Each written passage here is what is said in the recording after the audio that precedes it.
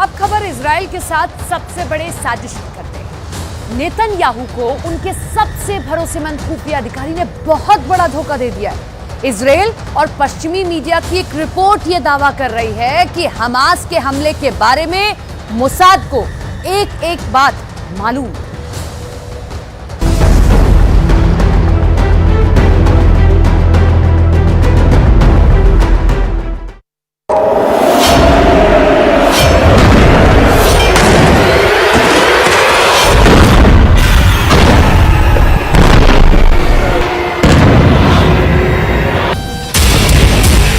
पहले 7 अक्टूबर का हमला, जब इजराइल के साथ पूरी दुनिया को इस अटैक ने हैरान कर दिया।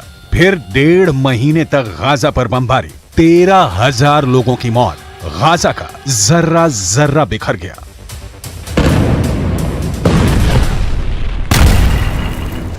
अक्टूबर बीता, नवंबर भी खत्म, लेकिन उससे पहले 24 नवंबर को सीज फायर के साथ बंधकों की रिहाई।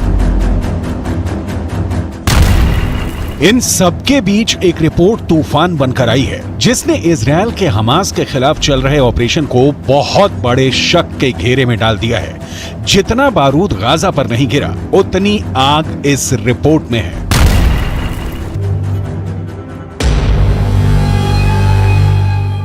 पश्चिमी मीडिया में खबर छपी कि 7 अक्टूबर को हुए हमले से पहले मोसाद से जुड़े बड़े अधिकारियों को हमास के हमले को लेकर इंटेलिजेंस रिपोर्ट भेजी गई थी। फाइनेंशियल टाइम्स की इस रिपोर्ट में बताया गया है कि इजराइल की इंटेलिजेंस ने न सिर्फ इस रिपोर्ट को नजरअंदाज किया, बल्कि मोसाद के बड़े अफसरों ने इस रिपोर्ट को खारिज कर दिया।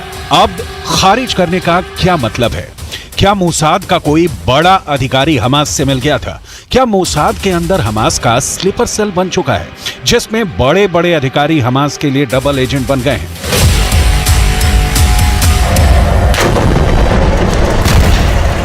7 अक्टूबर को लेकर इजराइल में बहुत बड़े सवाल खड़े हो रहे हैं और इसके जवाब जब तक नहीं मिलेंगे, बहुत सी गलतफहमियां बनी रहेंगी। जिसमें शक नहीं कि 7 अक्टूबर को हुआ हमला मोसाद की सबसे बड़ी नाकामी रही। पूरी दुनिया ने इजराइल के सुरक्षा चक्र को ढहते हुए देखा और अब मोसाद पर ऐसी उंगलियां उठ रही हैं, जिससे यह बात साफ हो रही है कि 7 अक्टूबर को हुआ हमास का हमला एक तरह से होने दिया गया। इस बात में कोई शक नहीं कि इजराइल की सबसे high profile intelligence agency Mossad पूरी तरह फेल हो गई।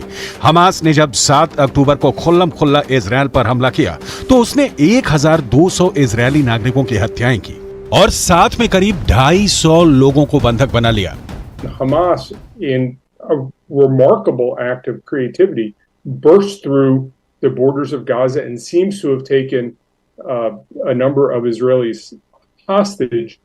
They've never really done that before. This is unprecedented, and in some ways, from the Hamas perspective, they've done in 2023 what Egypt did in 1973. 7 अक्टूबर का हमला वाकई बहुत खतरनाक था। इजराइल चंद घंटों तक समझ ही नहीं पाया कि आखिर क्या हो गया, किसने हमला किया, किसने मारा, किससे अगवा किया और कौन कहां से आकर कहां लौट गया। इजराइल का पूरा सुरक्षा अमला अंधेरे में रहा। फाइनेंशियल टाइम्स की रिपोर्ट में कहा गया है कि जब मोसाद के बड़े अफसर को बताया गया कि हमास की तरफ से बड़े हमले का खतरा है, तो उसका जवाब था कि ये सिर्फ ख्याली बातें हैं। हमास को लेकर जो रिपोर्ट दी गई थी, उसमें गाजा से लगी दीवार और बाढ़ के आसपास की वीडियो रिकॉर्डिंग थी और इलेक्ट्रॉनिक इंटेलिजेंस थी। लेकिन एक तरह से उसने सभी रिपोर्ट डस्टबिन में फेंक दी। ये सब बातें इजराइल के दक्षिणी कमान से जुड़े मोसाद के बड़े अफसर को बताई गई थी। मीडिया रिपोर्ट के मुताबिक उस अफसर को बहुत ही खुफिया तरीके से सभी चेतावनी दी गई थी कि हमास बॉर्डर पोस्ट को उड़ाने की तैयारी कर रहा है और ऐसा हमला कई जगह हो सकता है। लेकिन उस अफसर का रवैया ऐसा रहा जैसे ये रिपोर्ट कूड़ेदान में डालने लायक है।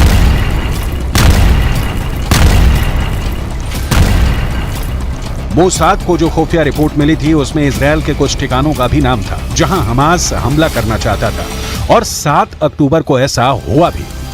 हमास ने कई जगह हमला किया, खुलकर गोलियां चलाई, बहुत से लोगों को मार डाला।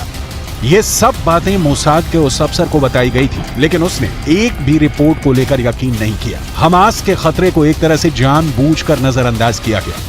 इजरायल की यूनिट नंबर 8200 ने मोसाद के अफसरों तक जो रिपोर्ट पहुंचाई, उसमें हमास के कैडर के बारे में भी बहुत कुछ बातें बताई गईं। ये सब बातें हमास को यूनिट नंबर 8200 से पता चली। यूनिट नंबर 8200 मोसाद के इंटेलिजेंस नेटवर्क का ही हिस्सा है, जो हमास के लोकल नेटवर्क पर नजर रखती है। It's unclear exactly why it happened at this time. It's certainly ironic that it happened on the 50th anniversary of the last time the Israelis were caught unawares. In the 1973 war, there was an Egyptian attack. It ended up with the recapture of Sinai. Israelis were feeling pretty good about where they've been in the last 50 years.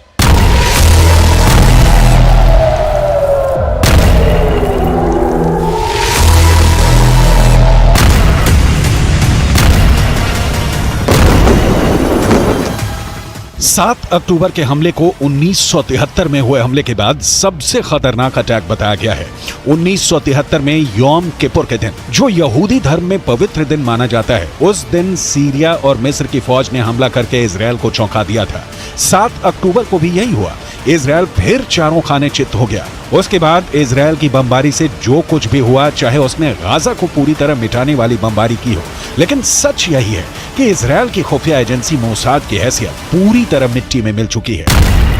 Hamas के हमले के खतरे को ख्याली बातें बताने वाले अफसरों को लेकर कुछ और बातें पता चली हैं। इजरायल के एक सरकारी चैनल कान की रिपोर्ट है कि हमास के हमले की ऐसी वार्निंग सैनिकों ने अपने वरिष्ठ अफसरों को दी थी। वार्निंग में बताया गया था कि हमले के दौरान विमानों को गिराया जा सकता है और फिर हमास इजरायल में कई जगह अपने झंडे लगा देगा। मोसाद और इजरायली सेना के टॉप के अफसरों ने अगर ऐसी रिपोर्ट खारिज की तो सवाल उठना लाजमी है। इंटेलिजेंस रिपोर्ट खारिज के कई मतलब निकाले जा सकते हैं। कई सवाल खड़े होते हैं जिसका जवाब मोसाद को ही देना होगा। क्या मोसाद का वो बड़ा अधिकारी हमास से मिल गया था? क्या मोसाद के अंदर हमास की एंट्री हो चुकी है? क्या मोसाद के अंदर हमास का स्लीपर सेल बन चुका है, जिसमें बड़े बड़े अधिकारी हमास के लिए डबल एजेंट बन गए हैं?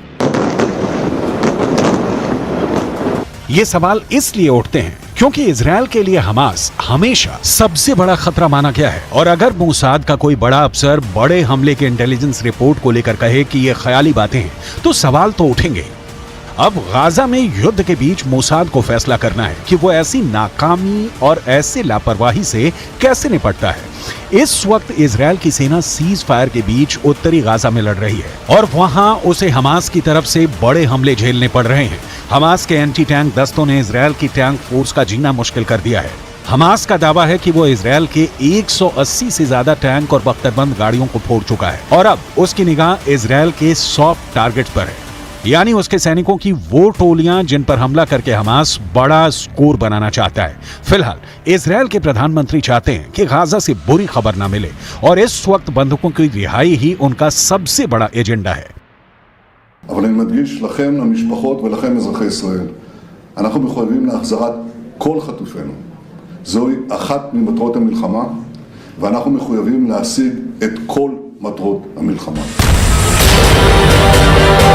हालांकि नेतन्याहू घरेलू मोर्चे पर घिरते हुए नजर आ रहे हैं। उनको यकीन था कि बंधकों की रिहाई के साथ राजनीतिक उथल-पुथल में उनकी राह आसान हो जाएगी, भ्रष्टाचार के आरोप कम पड़ जाएंगे, लेकिन ऐसा होता नजर नहीं आ रहा। लेकिन गाजा में नॉन स्टॉप बमबारी के साथ नेतन्याहू ने बहुत बड़ी उम्मीदें पाली हुई हैं।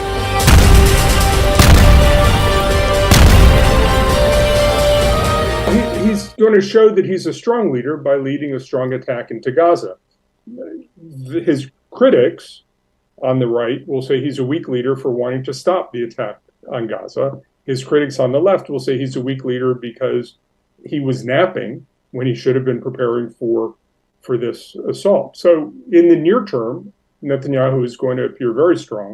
In the longer term, Netanyahu is going to be attacked on his right and on his left. But frankly, Netanyahu has been attacked on his right and his left for his entire career. And that doesn't really faze him. That's just the nature of life.